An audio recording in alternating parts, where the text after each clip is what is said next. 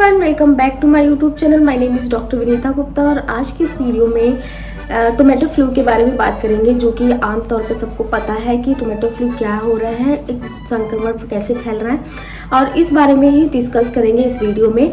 और homeopathic medicine के बारे में बात करेंगे। तो देर न करते हुए इस वीडियो को स्टार्ट करते हैं। इस वीडियो स्टार्ट करने से पहले अगर आप मेरे चैनल पर नए हैं तो सब्सक्राइब करना और बेल आइकन दबाना ना भूलें, और अगर आप मेरे चैनल पर पहले से आप सब्सक्राइब किए हैं तो लाइक शेयर और कमेंट करना ना भूलें। तो चलिए दोस्तों, इस वीडियो को हम स्टार्ट करते हैं। देखा जा रहा है कि टोमेटो फ्लू बहुत तेज़ी से फैल रहा है ये संक्रमण, और ये बहुत कंटाजियस संक्रमण है।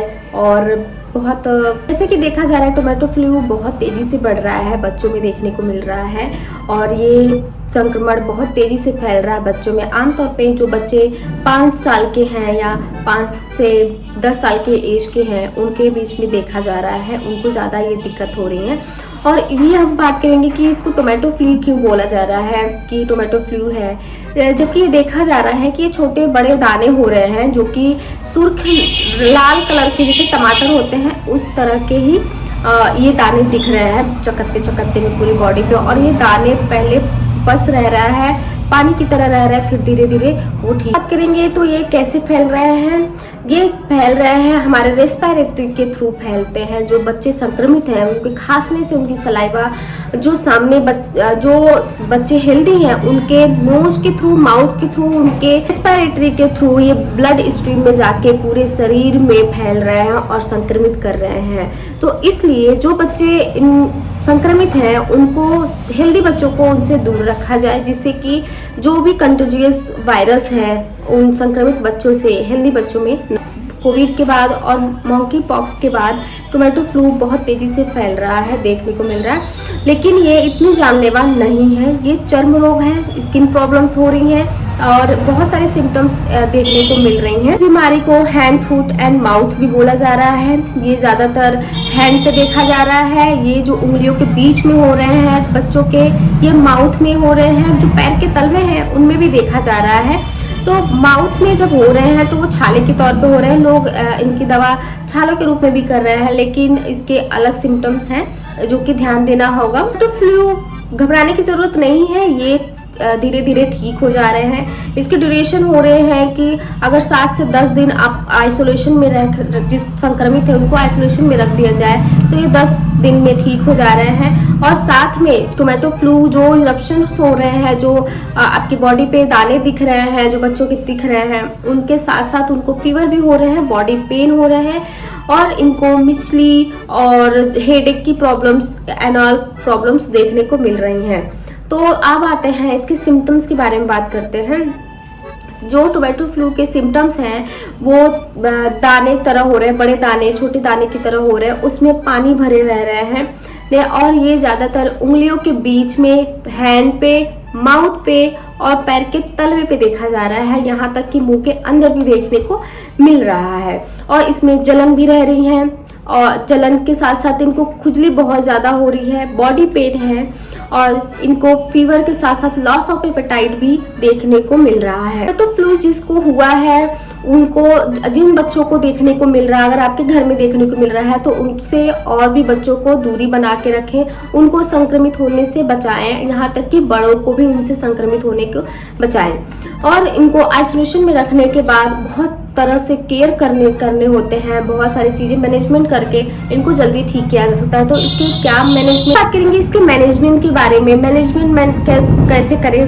सबसे पहले जो बच्चा संक्रमित है उसको मास्क लगा के ही रखें। अगर किसी के संपर्क में जो बच्चे संक्रमित नहीं हैं, या उनको इस चीज़ों के बारे में बताएं कि अगर टोमेटो फ्लू होते हैं तो क्या क्या सिम्टम्स और क्या क्या दुष्परिणाम हैं, और अगर ऐसे सिम्टम्स देखने को दूसरे को मिलते हैं तो उनको गले लगाना, हाथ लगाने से बचें। और अपने बच्चों को सफाई रखें, हाइजीन मेंटेन रखें, उनके कपड़ों को अलग रखें, कपड़े अलग धुलें, और उनको डिटॉल में रखें और धूप में ही सुखाएं। उनके बर्तन, जो भी बर्तन हो रहे हैं, उनको ज़्यादा साफ सफाई का ध्यान रखें। और जब भी नहलाएं बच्चों को, उनको गर्म पानी, गुनगुने पानी से ही नहलाएं। टोमेटो फ्लू उन्हीं बच्चों को हो रहा है जिनके इम्यून सिस्टम वीक है, इसलिए इनके खान पान का ध्यान रखें। इनको दूध, जूस और पानी जैसी मात्रा, जैसे जो भी चीज़ें हैं उनको हाइड्रेटेड रखें, ऐसी चीज़ें उनको खिलाएं। और कि इनकी इम्यून सिस्टम अच्छी रहे। बच्चों को टोमेटो फ्लू हुआ है उनको ये समझाए कि दानों पे हाथ न रखें, अगर हाथ रखते हैं तो तुरंत हाथ धो ले, उसके बाद ही कोई वस्तु छुए या कोई भी चीज़ खाने को ले। और इनको जो भी दाने उनमें खुजली ना करे, उनको छेड़े नहीं, स्क्रैच नहीं करे, नहीं तो उनकी प्रॉब्लम्स बढ़ सकती हैं। और भी बच्चों को अवेयर करें, इन चीज़ों के बारे में बताएं। नेक्स्ट हम बात करेंगे इसकी होम्योपैथिक मेडिसिन के बारे में, तो ध्यान से आप सुनिएगा कि जैसे होम्योपैथिक मेडिसिन के बारे में बात करेंगे तो सबसे पहले आर्सेनिक एल्बम है। अगर जिन बच्चों को टोमेटो फ्लू के स्किन इरप्शंस हो रहे हैं, उनको अगर ठंड से इनकी प्रॉब्लम्स बढ़ रही है तो आर्सेनिक एल्बम 200 पोटेंसी में दे। नेक्स्ट मेडिसिन के बारे में बात करेंगे तो रस्टॉक्स इस मौसम में अगर किसी प्रकार की इरप्शंस होते हैं या दाने निकल रहे होते हैं, या बारिश के मौसम में अगर दाने निकल जाते हैं, उनमें बहुत इचिंग होती है और बहुत रेड कलर के होते हैं, तो रस्टॉक्स वहाँ पे बहुत अच्छा काम करती है। तो रस्टॉक्स 200 पोटेंसी या 30 पोटेंसी में आप दे सकते हैं। नेक्स्ट हम मेडिसिन के बारे में बात करेंगे तो लीडम पाल में जो भी दाने होते हैं उनमें पानी भरे होते हैं, फफोले की तरह होते हैं। तो अगर ऐसे दिक्कत मिल रहे हैं तो लीडम पाल 200 पोटेंसी या 30 पोटेंसी में आप दे सकते हैं। मेडिसिन के बारे में बात करेंगे तो डलकामरा में आप 30 पोटेंसी में आप इसको दे सकते हैं। अगर आप दाने हो रहे हैं इस मौसम में, अगर चेंजेस वाले मौसम में दाने हो रहे हैं, खुजली हो रही है, जलन हो रहे हैं, तो इनमें ये दे सकते हैं। तो इनका पूरे में अगर आप डाइल्यूशन में देना चाहते हैं तो इनका कॉम्बिनेशन बना के आप इसको मेडिसिन दे सकते हैं। 5-5 बूंद सुबह दोपहर शाम 3 टाइम दे सकते हैं। अगर ग्लोब्यूल्स में देना चाहते हैं तो 2-2 गोली सुबह दोपहर शाम दे सकते हैं। नेक्स्ट हम इसके बात करेंगे इनको लगाने के लिए, जो भी दाने हो रहे हैं, इचिंग हो रही है, उनको कम करने के लिए कैलेंडुला क्यूब मदर टिंचर में हम देंगे बच्चों को नारियल के तेल में मिला के उसको लगाने के लिए पूरे शरीर पे, जिससे कि उसकी खुजली में और जलन में इनको आराम मिलेगा और आपके जो भी टोमेटो फ्लू है उनको ठीक होने में मददगार हो। साथ में इनको फीवर है, बॉडी पेन है, हड्डियों में दर्द हो रहे हैं बहुत ज़्यादा, तो इपिटोरियम 200 पोटेंसी में आप दे सकते हैं। इसी कॉम्बिनेशन में आप मिला के दे सकते हैं। तो आज के वीडियो में बस इतना ही। अगर आपको समझ में आता है, अगर आपको कुछ क्वेरी करनी है तो आप कमेंट बॉक्स में ज़रूर बताएं, और भी आपको क्वेश्चन करनी है। और अगर आप मेरे चैनल पर नए हैं तो सब्सक्राइब करना ना भूलें, और जिससे कि मेरा नोटिफिकेशन आपको सबसे पहले मिल जाए। और अगर किसी और मेडिसिन के बारे में, डिजीज़ के बारे में पूछनी है तो आप कमेंट बॉक्स में ज़रूर बताएं।